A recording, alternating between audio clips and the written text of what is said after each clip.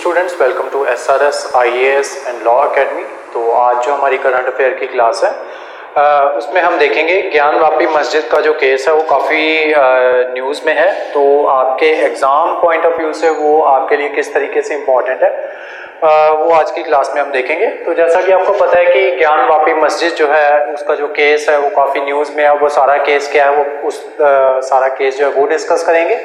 उसके अलावा जो उस केस की जो टाइमलाइन है वो सारी टाइमलाइन डिस्कस करेंगे। उसके अलावा आपके एग्जाम पॉइंट ऑफ व्यू से ये जो एक्ट है प्लेसेस ऑफ वर्शिप एक्ट 1991 ये आपके एग्जाम पॉइंट ऑफ व्यू से ऑटोमेटिकली इंपॉर्टेंट हो जाता है। तो इसकी जितनी भी प्रोविजंस वगैरह हैं वो आप अच्छे से करके जाना, ठीक है। उसके बारे में आपको जो है सवाल जो है वो आ सकते हैं, ठीक है। जो मेन बात होगी कि उसमें क्या बोला गया था वो मैं आपको यहीं पे करवा दूंगा, ठीक है। तो उसकी छोटी छोटी बारीकियां हैं, बस उनको याद करके जाना। उसके अलावा देखते हैं कि ये जो है ज्ञानवापी मस्जिद का जो केस है वो केस क्या है, ठीक है। तो चलो आज की क्लास शुरू करते हैं। तो हुआ क्या कि जो वाराणसी जो कोर्ट है उसने एक्सेप्ट कर लिया है हिंदू साइड की जो पिटीशन जो फाइल की थी हिंदूज की तरफ से, उनको जो है एक्सेप्ट कर लिया गया है, ठीक है। तो ये ज्ञानवापी मस्जिद के बारे में थी इनकी पिटीशन, तो उसको जो है ये कोर्ट है वाराणसी का उसने एक्सेप्ट कर लिया। अब देखते हैं इसके बारे में कि ये जो ज्ञानवापी मस्जिद है ये कहाँ पे लोकेटेड है, ठीक है। तो ये वाराणसी में है। काशी विश्वनाथ का जो टेम्पल है उसी के कॉम्प्लेक्स के बिल्कुल साथ लगती हुई ये जो जगह है आपकी ये ज्ञानवापी मस्जिद। तो बहुत से लोगों का ये कहना है, जो हिंदू साइड है उसका कहना कुछ और है, जो मुस्लिम साइड है उनके अपनी जो है लॉजिक्स हैं, उनकी अपनी दलीलें, और ये जो हिंदू साइड है वो अपने लॉजिक्स और दलीलें दे रहे हैं, ठीक है। तो हम दोनों की साइड में देखते हैं कि दोनों क्या क्या कह रहे हैं। तो सबसे पहले हिंदू साइड है वो कह रही है कि ये जो काशी विश्वनाथ टेम्पल के जो साथ लगता वाला एरिया है जो कि ज्ञानवापी मस्जिद का एरिया है, वहां पे जो है इसी एरिया में ज्ञानवापी मस्जिद वाले एरिया में ज्योतिर्लिंग जो है वहां पे एग्जिस्ट करते हैं ज्ञानवापी मस्जिद में, ठीक है। ये कहना है हिंदुओं का। उसके अलावा उनका कहना है, हिंदुओं का कहना है कि ये जो पहले ये जो एरिया हुआ करता था ये प्रॉपर काशी विश्वनाथ का ही पार्ट हुआ करता था, लेकिन 1669 में औरंगजेब ने क्या किया, उसको डिस्ट्रॉय करवा के वहां पे ज्ञानवापी मस्जिद बना दी, ठीक है। ये साइड है हिंदू साइड, ठीक है। अब जो मुस्लिम साइड है उनका कहना है कि ये इस तरीके की कोई भी जो डिमोलिशन है वो नहीं की गई थी, किसी भी तरीके का जो टेम्पल था उसको डिस्ट्रॉय नहीं किया गया था। ये जो ज्ञानवापी मस्जिद है पहले से ही वहां पे एग्जिस्ट करती थी, ठीक है। उसके अलावा उनका कहना है कि वहां पे किसी भी तरीके को कोई भी जो ज्योतिर्लिंग है वो वहां पे नहीं है, ठीक है। अब आते हैं इसकी टाइमलाइन पे कि किस तरीके से ये जो मामला है सारा शुरू होता है, ठीक है। तो ये मामला शुरू होता है 1991 में, ठीक है, जब आपका राम जन्मभूमि वाला मामला जो शुरू होता है ना, तो उसी के साथ में ये भी शुरू होता है। तो उसमें क्या होता है कि जो पहली पिटीशन होती है वो डाली जाती है हिंदूज के द्वारा, ठीक है। तो उसमें कहा जाता है, वाराणसी कोर्ट में पहली पिटीशन डाली जाती है, उसमें बोला जाता है हिंदू चाहते हैं कि उनको जो है इस ये जो कॉम्प्लेक्स है ज्ञानवापी मस्जिद का, उसको उसमें उस कॉम्प्लेक्स में इनको पूजा पाठ करने की जो परमिशन जो है वो प्रोवाइड करवाई जाए, ठीक है। तो जब ये पिटीशन डालते हैं तो उसमें ये अपनी 3 डिमांड्स रखते हैं 1991 में, ठीक है। उस टाइम पे इनकी डिमांड्स क्या थी कि ये जो मस्जिद है उसको पार्ट माना जाए काशी टेम्पल का, ठीक है, पहली डिमांड। दूसरी डिमांड, यहाँ पे जो मुस्लिम जो रह रहे हैं, ठीक है, मतलब जो उनके मौलवी वगैरह उनको वहां से रिमूव किया जाए। तीसरा, मस्जिद को डिमोलिश किया जाए, ठीक है। ये 3 उनकी 1991 में डिमांड्स थी, ठीक है। उसके बाद क्या होता है 1998 आता है, तो ये एक है कमेटी है अंजुमन इंतजामिया मुस्लिम कमेटी, ठीक है। ये कमेटी है काफी फेमस है मुस्लिम्स के लिए, मतलब काफी ये एक्टिव रहते हैं।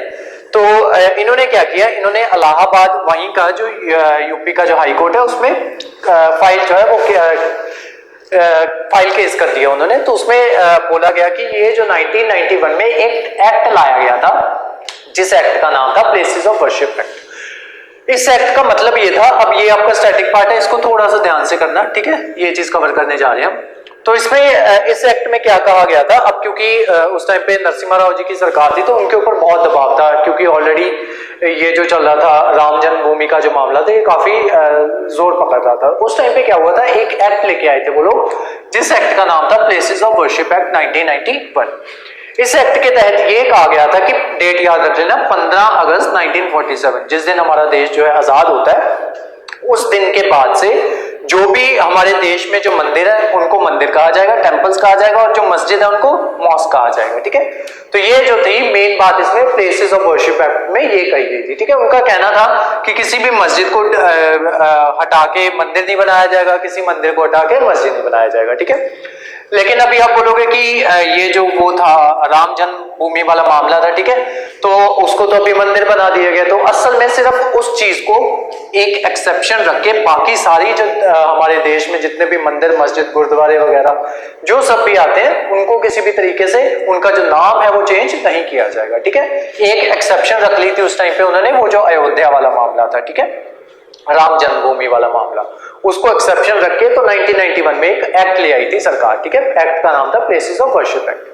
अब 1998 में जब अंजुमन इंतजामिया मुस्लिम कमेटी ने जो है केस फाइल किया अपना इलाहाबाद हाई कोर्ट में, तब उन्होंने इस चीज का हवाला दिया कि 1991 में ऑलरेडी जो है ये एक्ट जो है वो आ चुका है, तो इस वजह से यहाँ पे ये जो वाराणसी कोर्ट के अंदर आप जो पेटिशंस वगैरह फाइल कर रहे हो उनको फाइल करने का कोई मतलब नहीं बनता है।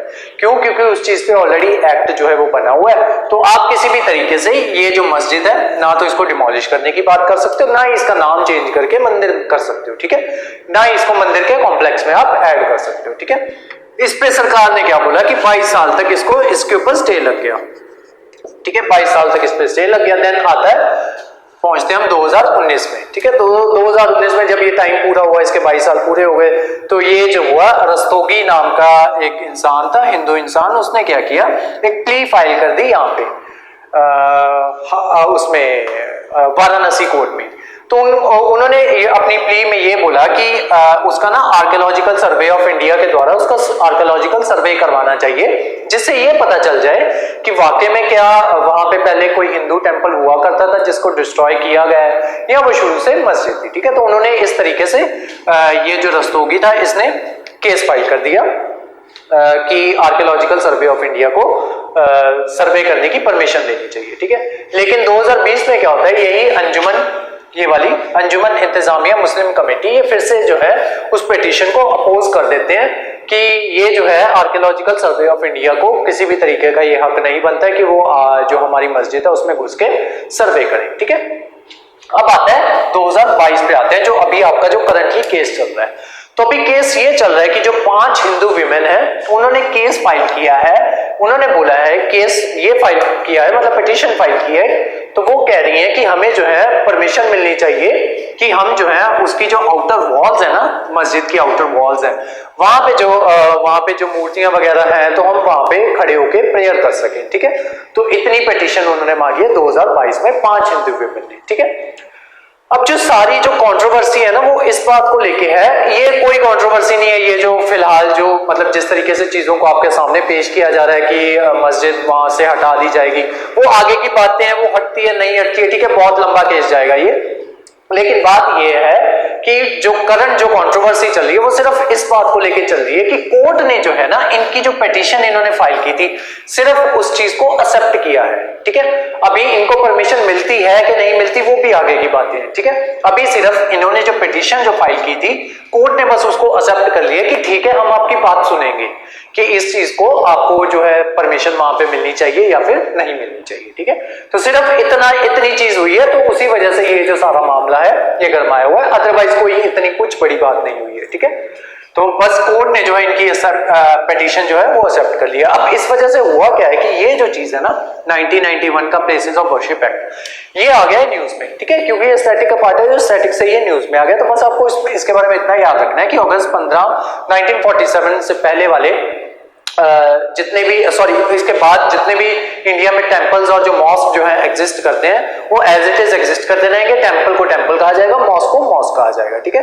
तो ये था आपका प्लेसेस ऑफ वर्शिप एक्ट 1991। इसमें सिर्फ एक एक्सेप्शन रखी गई थी, वो अयोध्या वाला वो जो राम जन्मभूमि वाला मामला था, सिर्फ उसको एक्सेप्शन रखा गया था। ठीक है, उसके अलावा ये सारा आपका केस है, टाइमलाइन मैंने आपको बता दी है। ठीक है, कहीं पे नहीं आएगी आपसे पेपर में, कहीं नहीं पूछी जाएगी टाइमलाइन। हाँ, जो क्या कहते हैं जुडिशियल वाले पेपर्स हैं उनमें कई बार पूछ ली जाती है, अदरवाइज जो नॉर्मल एग्जाम्स हैं, ग्रेड बी के नॉर्मल एग्जाम्स जैसे आपका सब इंस्पेक्टर के एग्जाम्स वगैरह, ये सारे एग्जाम्स हो गए, वहां पे ये सब कुछ नहीं पूछा जाता। हाँ, प्लेसेस ऑफ वर्शिप एक्ट ये इंपॉर्टेंट है, इसके बारे में जो है आपको सवाल आ सकते हैं, ठीक है। तो ये जो हमारा टॉपिक था ये यहीं तक था। अब देखते हैं अपना नेक्स्ट टॉपिक। करंट अफेयर्स में हमारी जो नेक्स्ट न्यूज़ है वो रूह अफ़ज़ा के बारे में है। तो रिसेंटली क्या हुआ है कि दिल्ली हाई कोर्ट ने जो है अमेज़ॉन को डायरेक्ट किया है कि वो अपनी लिस्टिंग में से जो रूह अफ़ज़ा है उसको हटा दे, ठीक है। तो सारा केस क्या है, क्या सीन है, वो सारा हम आज की ये जो क्लास है इसमें हम देखेंगे। असल में हुआ क्या है कि जो दिल्ली हाई कोर्ट है उसने डायरेक्ट किया है अमेज़ॉन को कि वो जो रूह अफ़ज़ा जो है उसको बैन कर दे अपनी लिस्टिंग से, ठीक है। उसके पीछे रीज़न क्या है कि जब आप अमेज़ॉन साइट पे जाते हो तो वहाँ पे आपको जब ऑनलाइन शॉपिंग करते हो तो अलग अलग जो चीज़ें हैं वो आपके सामने आपको दिखाई देती हैं, ठीक है। जो चीज़ आपको खरीदनी होती है आप उस पर क्लिक करते हो और देन उसकी जो डिटेल्स होती हैं वो आपके सामने आ जाती हैं, ठीक है। लेकिन जो ये वाला हो रहा था रूह अफ़ज़ा के साथ ऐसा हो रहा था कि जब आप ये जो यहाँ पे रूह अफ़ज़ा पे क्लिक कर रहे थे ना तो यहाँ से जो है जो प्रोडक्ट आपके सामने आ रहा था वो पाकिस्तान का आ रहा था, लेकिन जो आपको जो साइट शो हो रही थी वो इंडियन साइट शो हो रही थी, ठीक है। तो जिस वजह से ये जो सारी कंफ्यूजन जो है क्रिएट हुई है और इसका जो नुकसान है वो इंडियन कंपनी को हो रहा था और पाकिस्तानी कंपनी को फायदा हो रहा था, ठीक है। तो ये जो है क्या कहते हैं हाई कोर्ट जो है इसने डायरेक्ट किया है अमेज़ॉन को कि आप जो है लिस्टिंग को इससे हटा दो, ठीक है। उसके अलावा वहां पे क्या हो रहा था कि ये जो इंडियन जो चीजें हैं उनके ऊपर ये एक्ट लगता है food safety and standard act, ठीक है। और उसके अलावा लीगल मेट्रोलॉजी एक्ट, ठीक है। तो ये जो एक्ट होता है ये लगता है आपका जो इंडियन जो चीजें जो बनाई जाती हैं इंडिया में उनके ऊपर लगता है क्यों। लेकिन ये जो पाकिस्तानी जो रूह अफ़ज़ा जो बेचा जा रहा था अमेज़ॉन की साइट पे ये बोल के कि वो इंडिया का मैन्युफैक्चर्ड है, असल में ऐसा बोला नहीं जा रहा था। लेकिन जब आप इस पे क्लिक करते थे ना तो ये क्या करता है यहाँ पे जो डिस्ट्रीब्यूटर होता है ना वहां उसकी इंफॉर्मेशन आ रही होती है यहाँ पे। तो यहाँ पे जो इंफॉर्मेशन आ रही थी वो इंडियन डिस्ट्रीब्यूटर की आ रही थी।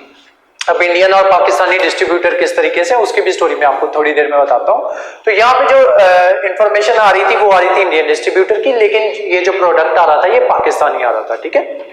जो इंडियन डिस्ट्रीब्यूटर है ना, अब ये सारी स्टोरी सुनो असल में ये होता क्या है, ठीक है। रूह अफ़ज़ा की जो रूह अफ़ज़ा को फाउंड करने वाले थे हाकिम हाफिज अब्दुल मजीद, ठीक है। ये एक मुस्लिम थे। तो ये जो थे यूनानी उसको क्या कहते हैं प्रैक्टिस करते थे, यूनानी मेडिसिन को प्रैक्टिस करते थे। तो इन्होंने क्या किया 1907 में ये अपनी उसके लिए क्या कहते हैं गर्मी जब ज्यादा पड़ रही थी तो इन्होंने गर्मी के इलाज के लिए इस तरीके की ड्रिंक बनाई थी, ठीक है। तो होता क्या है कि जो यूनानी मेडिसिन होती है ना उसमें ये जो ड्रिंक्स होती हैं इनका काफी महत्व होता है, ठीक है। एक ड्रिंक्स और दूसरा चटनी, इन दो चीजों का काफी महत्व होता है आपका यूनानी मेडिसिन में, ठीक है। तो इन्हीं के द्वारा वहां पे इलाज किया जाता है। तो इन्होंने क्या किया ये यूनानी मेडिसिन को प्रैक्टिस करते थे।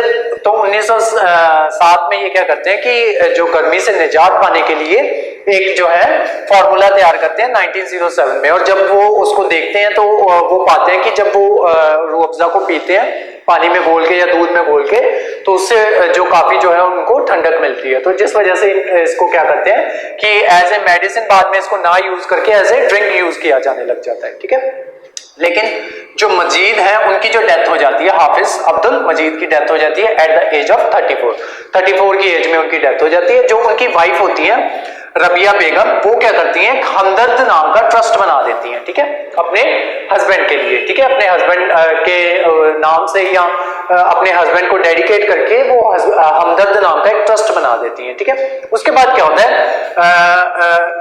जब इंडिया और पाकिस्तान की पार्टीशन होती है तो जो उनका बड़ा बेटा होता है हाकिम अब्दुल हमीद, ठीक है, ये इंडिया में रुक जाते हैं। और जो उनका छोटा बेटा होता है हाकिम मोहम्मद सैयद, ठीक है, ये चले जाते हैं पाकिस्तान में। अब ये जो ट्रस्ट आया था, ये जो सारी इसकी मैन्युफैक्चरिंग हो रही थी वो करवाई जाती है हमदर्द ट्रस्ट के द्वारा, ठीक है। इससे जो भी पैसा आता है वो लोगों में बांट दिया जाता है, ठीक है।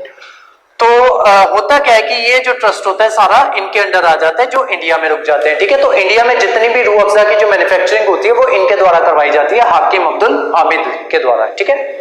अब जो बेटा इनका पाकिस्तान चला गया था हाकिम मोहम्मद सैयद, ठीक है, तो ये क्या करते हैं ये भी वहां पे पाकिस्तान में जाके एक फाउंडेशन बना देते हैं जिसका नाम है हमदर्द लैबोरेटरीज, ठीक है। जो इंडिया वाला है उसका नाम है हमदर्द नेशनल फाउंडेशन, जो पाकिस्तान वाला है उसका नाम है हमदर्द लैबोरेटरीज, ठीक है।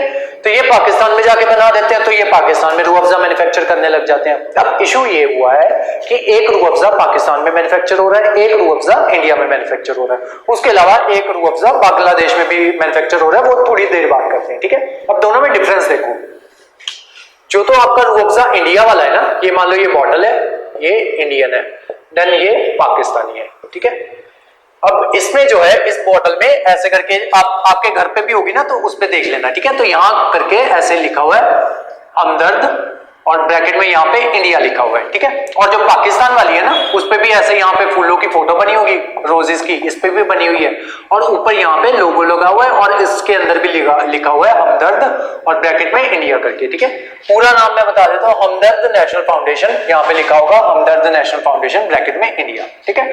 यहाँ पे क्या है, उर्दू में लिखा हुआ है, ठीक है, और यहाँ पे इंडिया का कोई मेंशन नहीं है, यहाँ पे जो पाकिस्तान वाली है, ठीक है। तो क्योंकि पाकिस्तान में मैन्युफैक्चर है तो उसकी कोई भी वो नहीं होगा। उसके अलावा इसके जो इंग्रेडिएंट्स वगैरह है ना, वो पूरे इसमें मेंशन है, और उसके अलावा ये जो दो उनके टैग मिले होंगे उनको, फूड सेफ्टी एंड स्टैंडर्ड को अगर वो फॉलो करता है तो वो अपना टैग दे देते हैं उसको, ठीक है। तो जो इंडिया वाला है उस पे ये टैग्स हैं, food safety and standard act का, देन लीगल मेट्रोलॉजी एक्ट, ठीक है। तो इनके जो है टैग्स ही यहाँ पे इसको मिले हुए, ठीक है। जबकि जो पाकिस्तानी है उसको, अब क्योंकि वो पाकिस्तान में मैन्युफैक्चर्ड होता है, अगर पाकिस्तान वालों के अपने जो स्टैंडर्ड्स जो होंगे, जो फूड को बनाते टाइम उनको ध्यान में रखने होंगे, अगर तो उनके अपने स्टैंडर्ड्स होंगे और ये फॉलो करता होगा तो इसको भी मिला होगा, पर वो पाकिस्तान वाला होगा, इसको तो इंडिया वाला मिला हुआ है, ठीक है।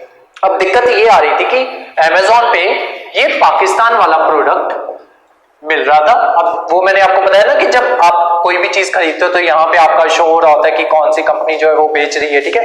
मान लो कहीं से भी आप कुछ भी खरीदते हो किसी बड़ी कंपनी से, तो वहां पे कंपनी का नाम आ जाता है। यहाँ पे क्या हो रहा था, पाकिस्तान वाला प्रोडक्ट इंडियन कंपनी के तहत बेचा जा रहा था, ठीक है। जो प्रोडक्ट था वो पाकिस्तानी था, कोई मतलब जो कोई इंडियन स्टैंडर्ड्स को वो फॉलो नहीं करता था, लेकिन उसे इंडियन ये बता के कि वो जो है मेड इन इंडिया, क्योंकि इंडियन कंपनी का यहाँ पे लिंक आ रहा है, तो लोगों को तो यही लगेगा कि इंडियन प्रोडक्ट है, ठीक है। तो उसको इंडियन बना के अमेज़न पे बेचा जा रहा था, ठीक है। तो यही सारा केस था। उसके अलावा मैंने आपको बताया था ना कि एक बांग्लादेश में भी बन जाता है, तो इन्हीं के जो है फैमिली रिलेटिव जो है, जब पाकिस्तान की फॉर्मेशन होती है 1971 में, तब क्या होता है कि एक हमदर्द ट्रस्ट वहां पे पाकिस्तान में भी बना दिया जाता है, ठीक है। तो एक जो आपका रूह अफ़ज़ा है इंडिया में उसकी प्रोडक्शन होती है, दूसरा पाकिस्तान में होती है, तीसरा बांग्लादेश में होती है, ठीक है। अब ये सारा केस है, तो इन्होंने इसको बोला है कि आप जो है इसके ऊपर हमें, अगर ये गलती आपकी नहीं है तो आप इसके ऊपर जो है एक एफिडेविट लिख के हमें 31 अक्टूबर तक जो है वो सबमिट करवा दो, ठीक है। तो 31 अक्टूबर को जो है नेक्स्ट इसकी जो हियरिंग होगी, उसमें जो भी आएगा, ठीक है, वो तब की तब देखेंगे।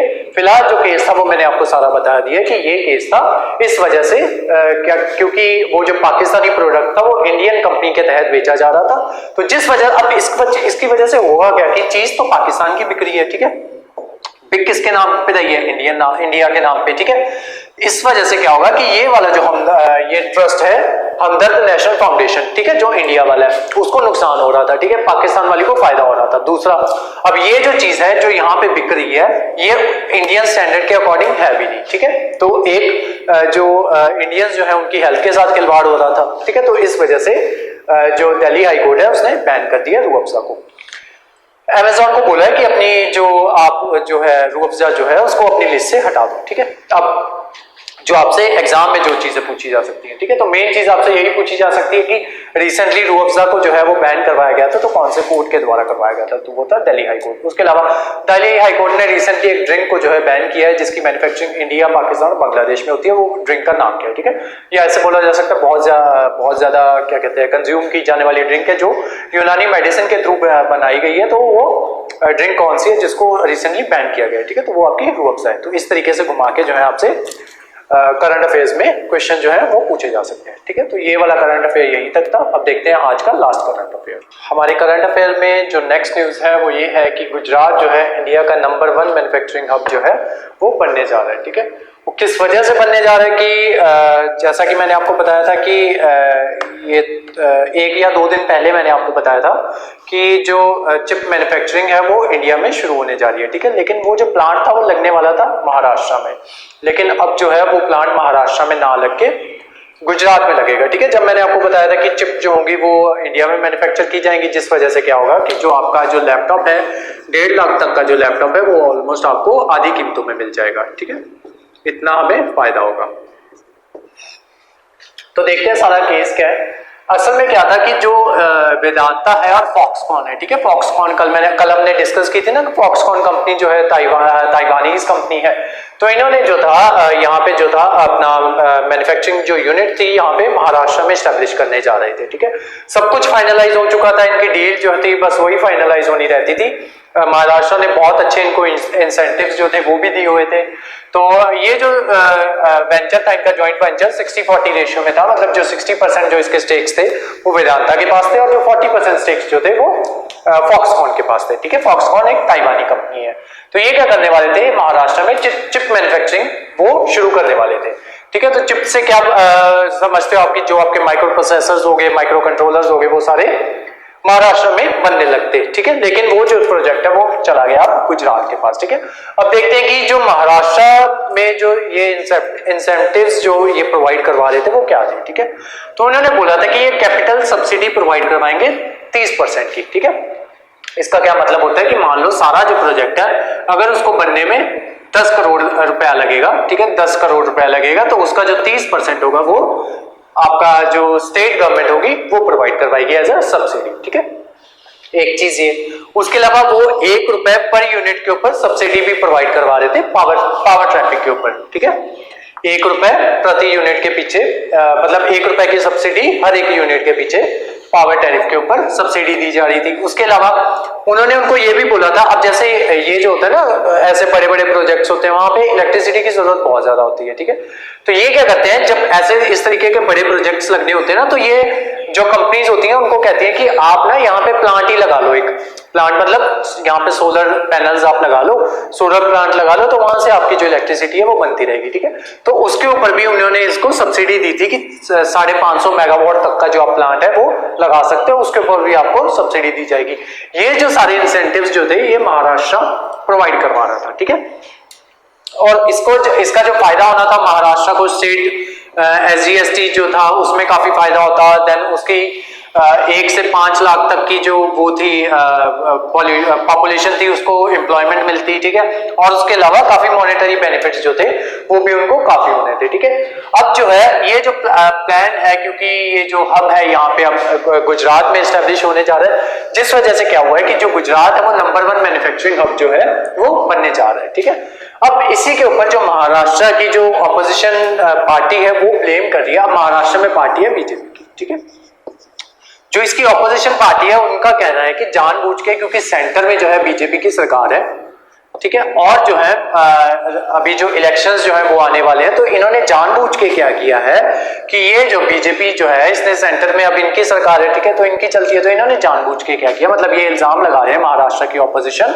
कि इन्होंने जानबूझ के ये जो प्लान है ये गुजरात में शिफ्ट करवा दिया। ठीक है, अदरवाइज ये जो प्रोजेक्ट था, ये जो मैन्युफैक्चरिंग हब था, ये महाराष्ट्र में ही लगने वाला था। ठीक है, तो जो हमारे करंट अफेयर से इंपॉर्टेंट है चीज वो यही है कि आपसे जो सवाल है वो ये पूछा जा सकता है कि कौन जो है इंडिया में, कौन सी जो स्टेट है वो क्या कहते हैं नंबर 1 मैन्युफैक्चरिंग हब है इंडिया की। ठीक है, मतलब मैन्युफैक्चरिंग में नंबर 1 पे है। ठीक है, तो वो है आपकी गुजरात। तो यही आपका इस पे करंट अफेयर बनता है और यही आपका इस पे मेन जो इंपॉर्टेंट क्वेश्चन जो है वो ये बनता है। ठीक है, तो आज की जो करंट अफेयर्स की जो क्लास थी वो यहीं तक थी।